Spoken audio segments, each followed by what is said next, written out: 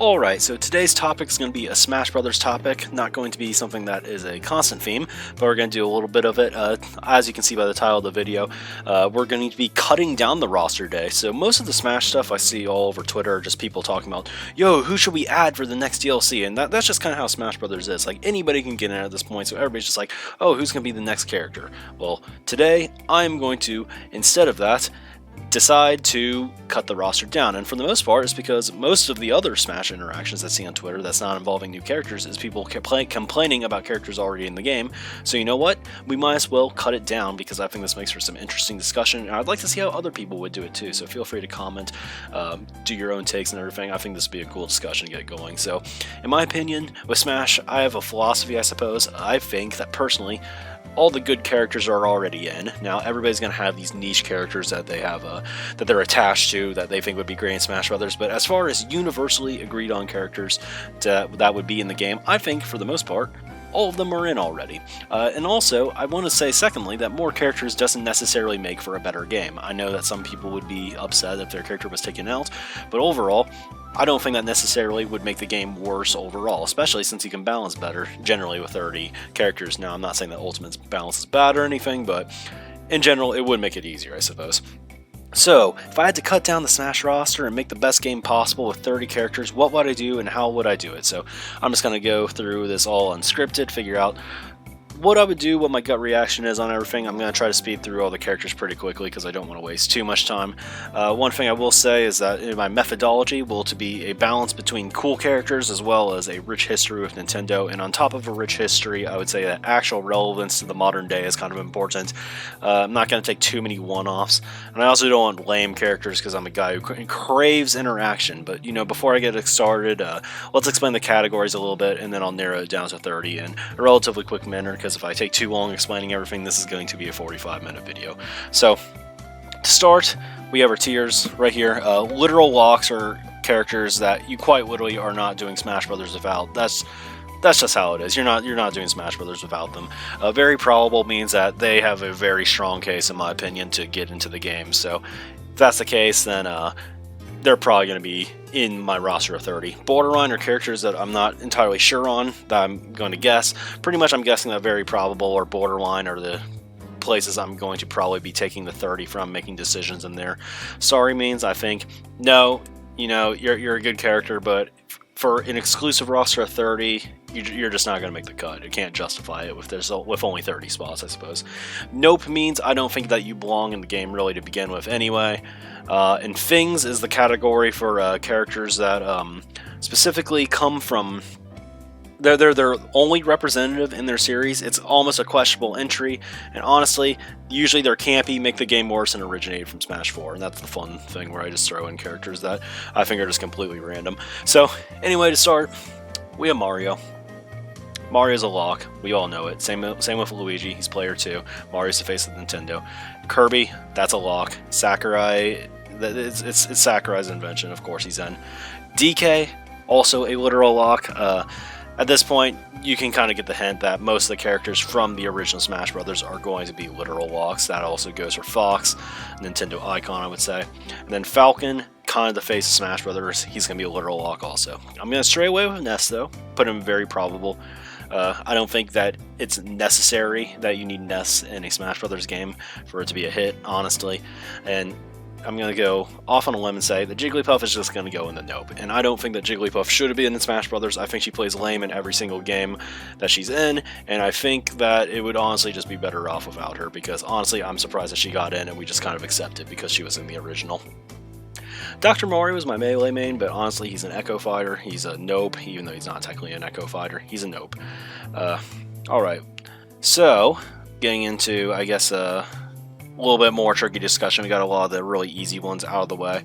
I'm going to say, first of all, I see Duck Hunt right here. Duck Hunt is the literal definition of a thing. Sorry if you are offended by this, but that is just my criteria. And, you know, that also goes for a character like Mr. Game & Watch, so I'm just going to call them how I see it right now. Yoshi was in the original game. I know everybody hates Yoshi, but you can't take Yoshi out of Smash Bros. Just being realistic, you can't do it, I'm sorry. Bowser, my main, I think he's going to be in the very probable. He is Nintendo's main villain. You can't really argue it otherwise. I know you can just call me biased because I'm a Bowser main, but I think Bowser belongs in Smash. Pikachu, obviously a literal lock. Everybody hates him, but you know, he's literally the face of Pokemon. You can't do anything about it. Peach, like Bowser, Damsel in Distress, the original, well, not the original, I suppose, but 1985, you know how it is. Peach has to be in the game. King Dedede, I'm also going to put in the very probable tier, being, you know, very iconic a villain for the Kirby series, one of the bigger ones. And of course, we got Link here. Link has to be in the game, you know. It's Zelda, big franchise, big number seller, so, you know, that's how it is here. Now, Mega Man's interesting because Mega Man's a thing, but he's one of those things that I think, well, maybe not a literal lock, but very probable. Just, I guess very probable because he's not Nintendo exclusive, but he played a big part in their history and upbringing, I suppose. So this one may also be a surprise, but Inkling is going to go into literal lock because Splatoon is actually a big deal now. So, you know, main character, I suppose, of a big ordeal in Nintendo, you know. Gotta have Inkling in the game from this point onward, I would say. That being said, trying to narrow it down. It gets easier if you go from the top to the bottom, I suppose. I'm going to say that Meta Knight is a borderline character because I think he's kind of relevant in the Kirby series. Big deal, but I don't think he's absolutely necessary in the grand scheme of everything. Ganondorf, I'm also going to put in very probable for the same reason. I'm going to put Bowser there, I would say. And on top of that, I'm going to put Zelda right there for the same reason. Zelda, I guess, is not as large of a deal as Peach and, I guess, Nintendo stuff. Like, the grand scheme of Nintendo, everything, but, you know, Zelda's in the title of her series, so, you know, that's kind of a big deal, so... Alright, let's knock out a few more things. Little Mac is a thing. I'm sorry. I'm not willing to listen. I know that he was back there in the beginnings. I'm sorry. It's just not happening.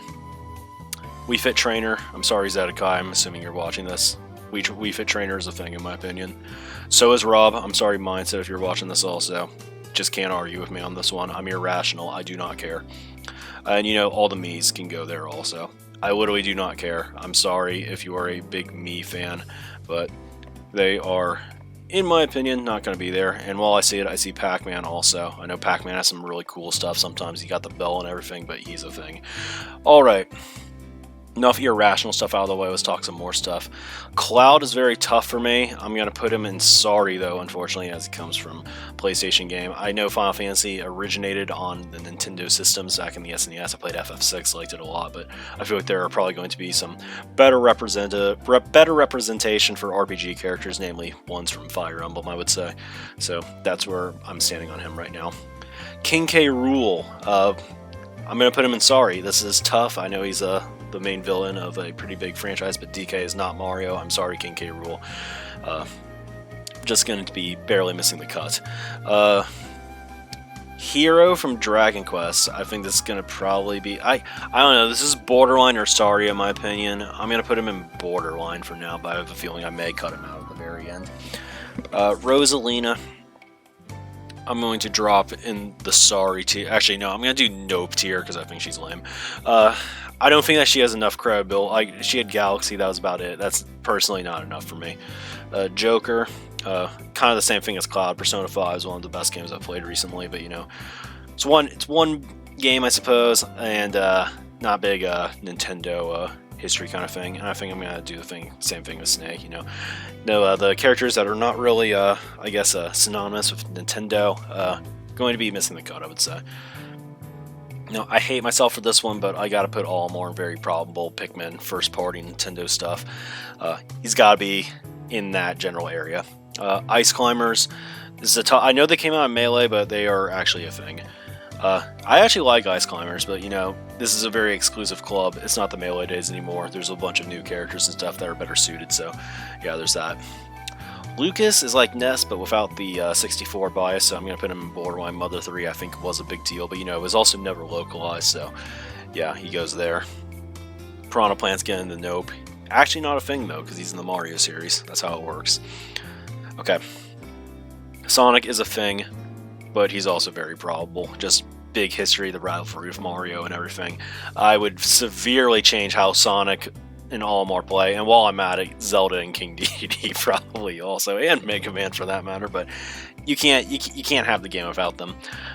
Banjo, I want to say borderline. I know everybody says that he plays lame. Maybe we'd switch him up a little bit, but you know, big icon in the N64 days. So there is that with him. Daisy's going to Nope. I'm sorry, not going to explain that one. I hate Shulk with a burning passion, but I'm going to drop him in very probable just because Xenoblade's become a pretty big deal recently. Young Link, or no, this is Toon Link, sorry. And same thing with Young Link. You know, we have Link in the game, there's 30 slots, don't want to waste too much time. We already got 3 Zelda characters in anyway. So it's starting to get a little tough now. I think I'm going to put Bayo in borderline. I know she wasn't originally on Nintendo, I suppose, but kind of a big icon now, you know. Wii U exclusive, that was a big deal back then, so considering it there. Have I not found Samus yet? I have not. Samus is an obvious literal lock, despite how lame she is to play against. I'm sorry, everybody. Samus is a sick character, though.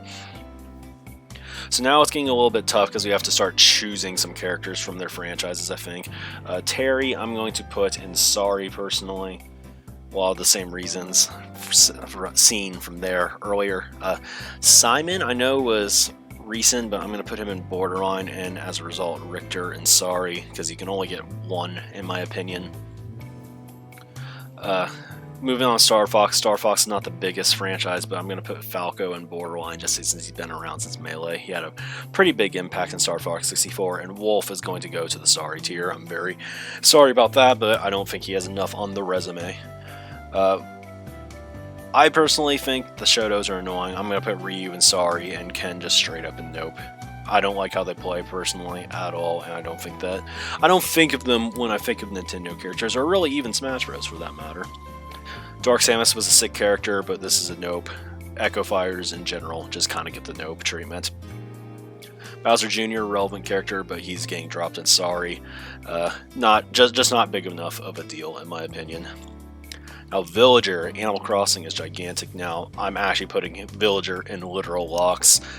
Kind of a big deal in Nintendo now, undeniable. But in my opinion, Isabelle's going to go to the sorry tier. Pit, I think, has got to be in very probable. Kid Icarus kind of had a little bit of a resurgence recently. Big deal there, but Dark Pit is going to get the heavy Nope. And, you know, Palutena, I think I will put in borderline, actually. I haven't played Uprising yet. I really want to, but I get the feeling that, like, they were both, Pit and Palutena were major characters, I suppose, in those games. So, just an educated guess, I think she probably belongs there. Diddy Kong, I'm also going to put in borderline as, you know, like, the player 2. Like, I guess not the player 2, but, like, big character in the DKC series, but I don't think the franchise is enough necessarily to get 30, but we will see at the very end, I guess. I'm going to make the note now that Zero Suit Samus and Sheik I'm not going to put in, but I'm actually, in this hypothetical world, I'm going to put them in as Zelda and Samus, I guess, alternatives, kind of like in the past, where they had like a move where they could go into that. So now we have some decisions to make. As you can see, that's mainly Fire Emblem and Pokemon left. I'm going to go through a few of the remaining other ones to get there. I think Wario, we're going to change him up a little bit, but I'm going to put him very probable. Kind of a big Nintendo character in general. Mario character, but kind of his own thing too. And then Ridley, I think, for the same reason as K. Rool, I'm going to put in Sorry. I know Metroid's a little bit of a bigger deal, I suppose, but yeah, I'm not feeling confident on putting Ridley. I guess I'll put Ridley in borderline, but I think he's going to be like one of the last ones I would consider in borderline, I guess. And no, if I'm not mistaken, we are at simply Fire Emblem and Pokemon. So I'm going to do a head count really quickly here. We have 4, 5, 6, 7, 8, 9, 12 literal locks, 24 are very probable. All of these characters are going to make it in, I think. So now we just have to look at the borderline tier. So this is kind of where I'm at right now, but the way I see it, we need at least one Fire Emblem rep in. And I'm going to put Marth in very probable, just because, you know, he was the original one in the series, so I think it would make the most sense for Marth to go in very probable, I suppose. I'd probably choose one more that I would really heavily consider, and it's not going to be Lucina, because with Lucina plays just too similar to Marth, in my opinion. I feel like Corrin is honestly just not that relevant anymore. I wasn't really feeling Corrin when she originally got in the franchise, so there's that right there. Moving on, I think that we have a tough discussion here. I think that Chrom is definitely going to be in the nope. From what I can tell, that Chrom is not too major of a Fire Emblem character. I haven't played the franchise yet, honestly. I'm sorry if that offends anybody, but we'll find out soon, I suppose. But I'm just going off my gut here.